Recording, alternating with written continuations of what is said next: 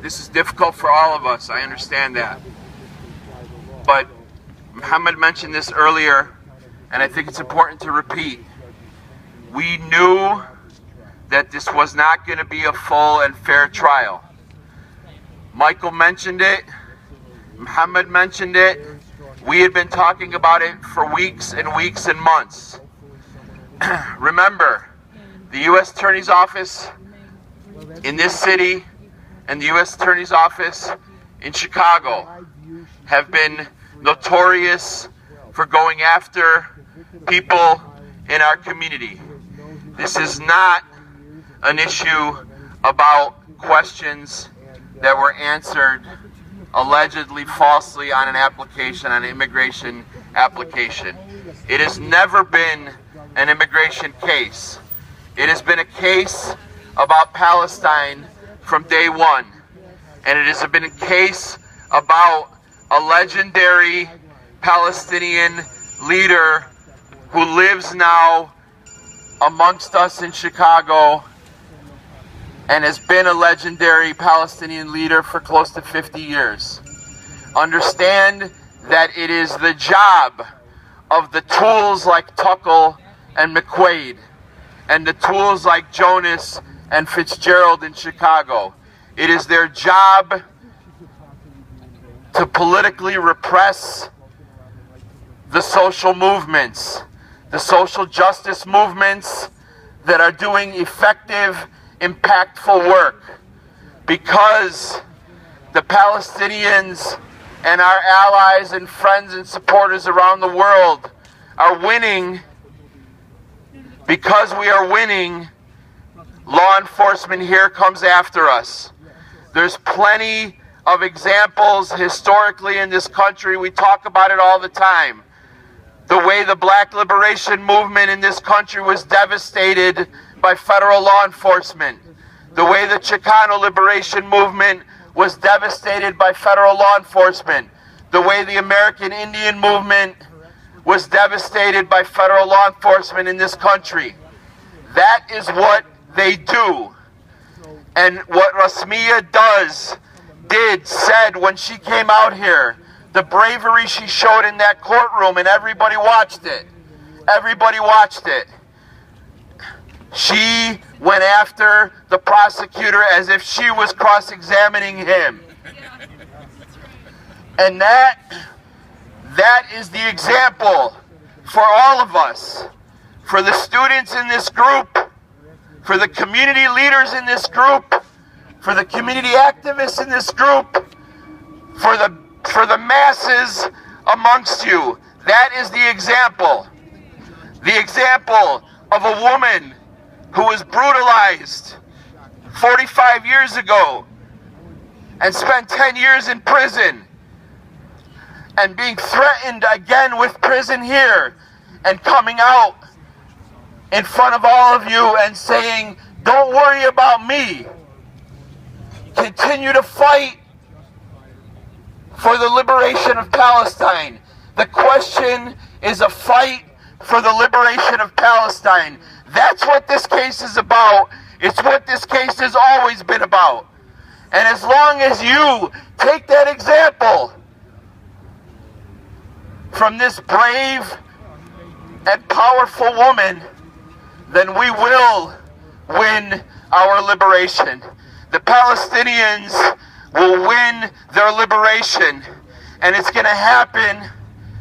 It's going to happen regardless of whether we've got right-wing, ultra-right-wing ideologues like Tuckle coming after us. We're not intimidated by Tuckle. We're not intimidated by Barry Jonas. We're going to continue to work and organize for the liberation of Palestine. Rasmiyah came out of jail on October 22nd of 2013, and she went right to work. She went right back to the AAAN.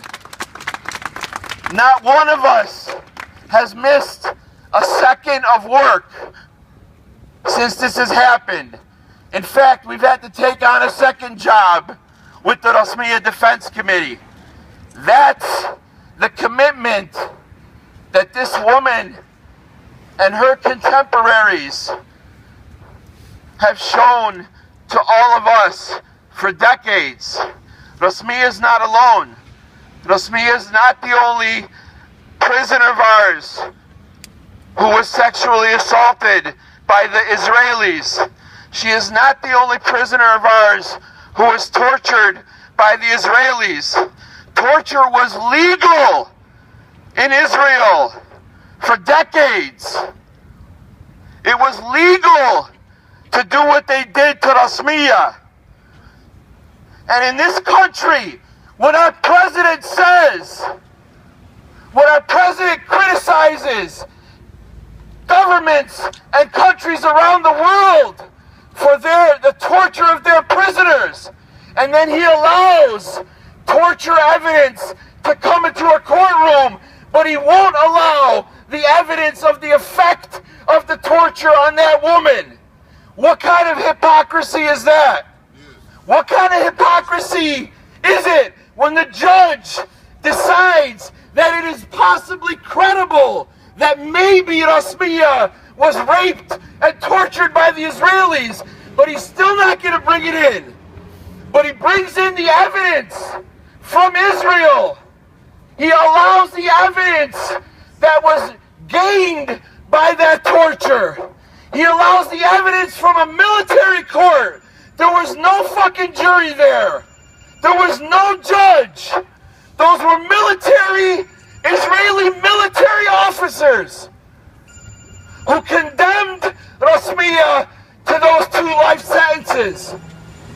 And it was Israeli military officers who sexually assaulted her for those 25 days in the most notorious interrogation center maybe in the world. That's the Israel we're talking about. The same Israel that is trying to attack our holy sites and our city of Jerusalem and our young men and women in the West Bank and in Gaza and in 1948 Palestine. This case is all about Palestine.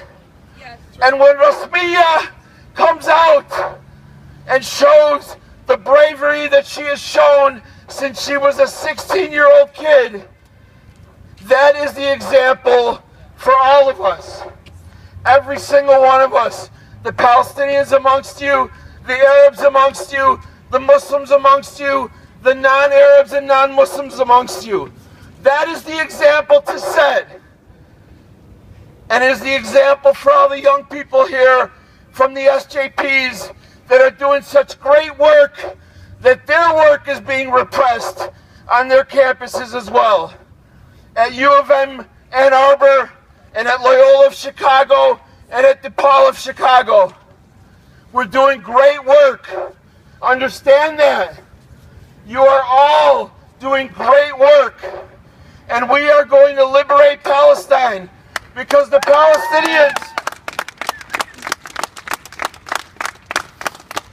we are an indivisible nation. Always remember that. We are not in solidarity with ourselves. A Palestinian in Chicago is the same as the Palestinian in the refugee camp in Lebanon, and the same as the Palestinian who is in a prison in the 1948 Palestinian territories. Remember that. We are all part of an indivisible nation, a nation that will be liberated, a nation that is fighting settler colonialism, and a nation that also understands that the black people amongst us here, and the Latinos amongst us here, and the Asians, and all the other nationalities and ethnicities that are here with us today, they understand, and we understand, that our future is intertwined with theirs. The future of the Palestinian liberation movement is intertwined with the future of the black community in Detroit, and the black community in Chicago, and the Puerto Rican independence movement, and all the other oppressed nationality groups that are fighting for their liberation. They're here with us. They're here with us in solidarity, and we've always been in solidarity with them, because we cannot win our liberation without liberation here as well. You see the most powerful government in the world and the resources that they have that are coming after us. They're coming after our seniors. They're coming after our students. They're coming after all of our organizers. And it's because we're winning. They wouldn't be coming after us if we weren't winning. Understand that.